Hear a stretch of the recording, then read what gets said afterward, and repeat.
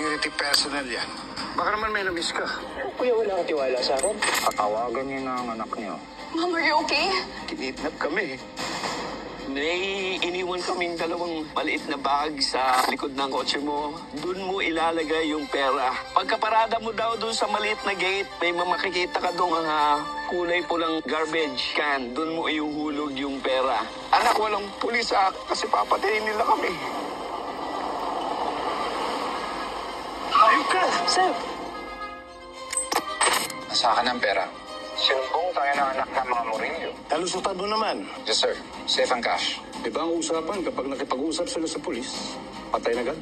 Saka na tayo mag-desisyon pag dumating ng pera. Ibalik na sa kwarto mga yan. Dahil bayad na kayo? Tanggalin ang piling!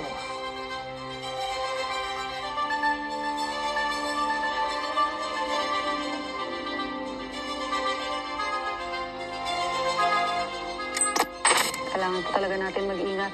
Ang dami na pong namamatay sa labas. Naka-monitor po sila sa CCTV. Mahal na lang kayong dalawa. Ko na kaya tumakbo.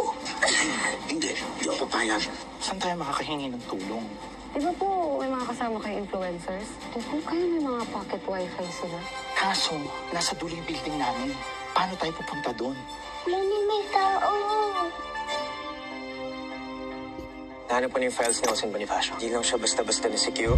Tapos siya ng head of security dito. Alam mo, magkasama yung dalawang yan. Kailangan mahanap nyo ang mga Bonifacio na yan! Ano itong plano mo? Hindi na tayo tumakas palabas sa isla. Tingnan mo. Parang galit ka. Kulit mo kasi. Okay na po to. Salamat ha.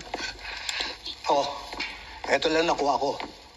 Pag lumayo pa kasi ako, pangagip na ako ng camera. Buti lang meron sa security quarter. Uy, sakto, Chief. Gutom na ako. Tara, aling may hindi kain tayo. Chiplo, bakit wala kang kibo kanina pa? Wala. Naisip ko lang yung pinag-usapan natin kanina. Kung madaming alam yung hostage taker, baka inside job. Hindi kaya may nagtatrabaho sa loob na kasangkot nila. O may kagalit ang mga roa. Ang babait ni Greta at saka ni Magnus. Parang imposible. Matagal kang nawala dito, anak. Nagbabago ang mga tao. Nakaagrabyado sila. Hindi ko sinasabi, wala. Pero posible.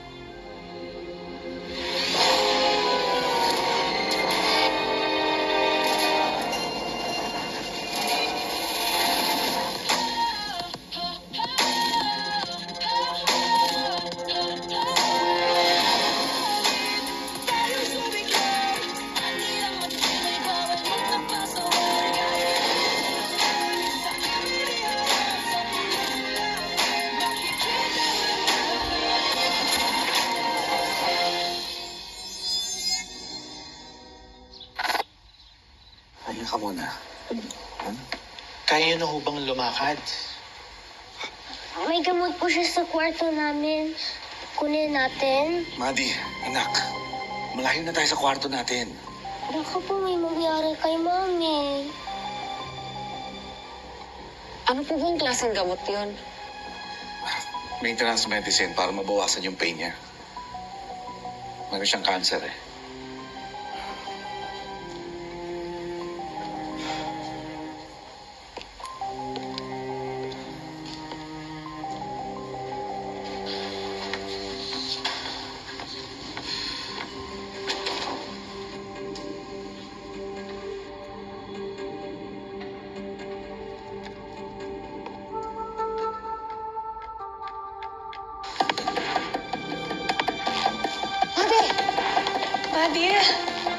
Ate! Ate!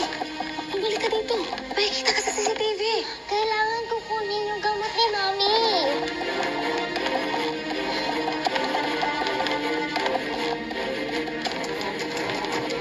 Mike, si Maddie. Madi!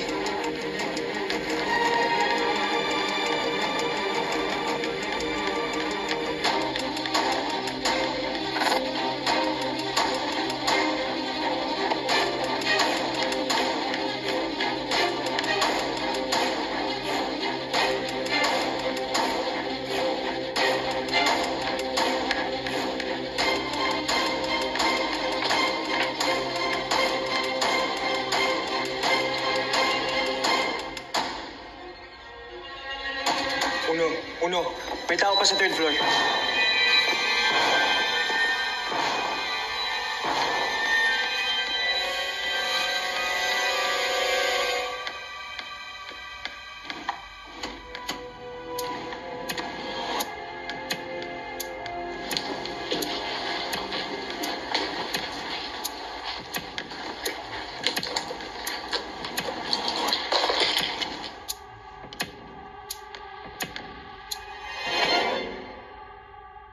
Si Maddie at Mike de Rosario yan.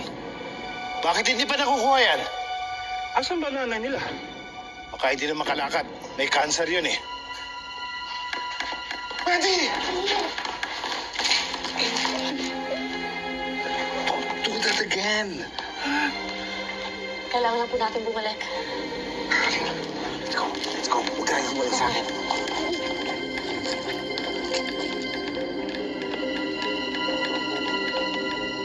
Pag hinihintay nyo, kunin nyo! Yes, sir. Nakuha mo na sa mga tao natin yun. Yes, sir. Puntahan niyo sa Premier Food View. Dalihan nyo!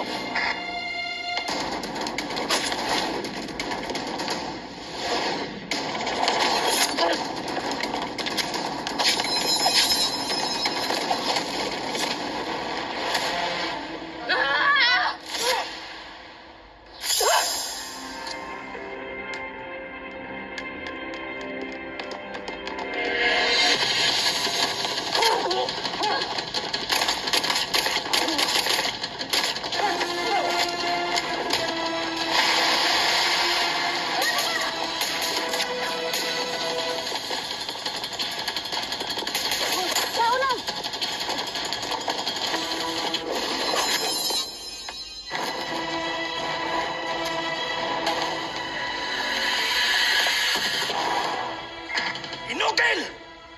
Babae lang yan! Yung isa, bata pa, nag-iisang lalaki, tapos hindi nyo makaya! Mga tanga!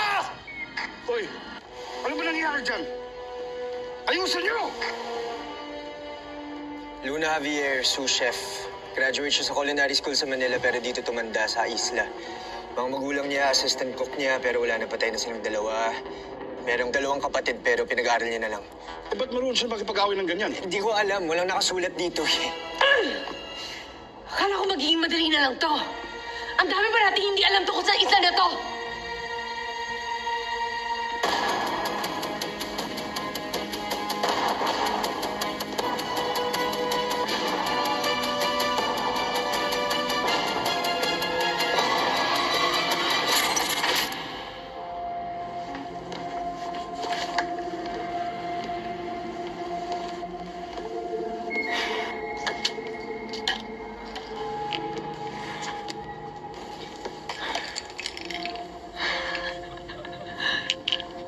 Nasa Lucia na naman tayo. Tama si Uno. Gamot nga pinunta nila dito. Hanapin na natin.